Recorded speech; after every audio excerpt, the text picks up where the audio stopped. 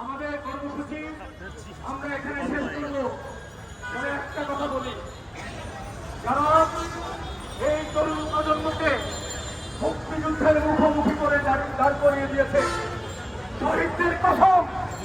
সেই রাজাকারের প্রেতাত্মা, সেই ইহাইয়ার প্রেতাত্মা, এই খুনি চান্তাকে আমরা মোকাবেলা করে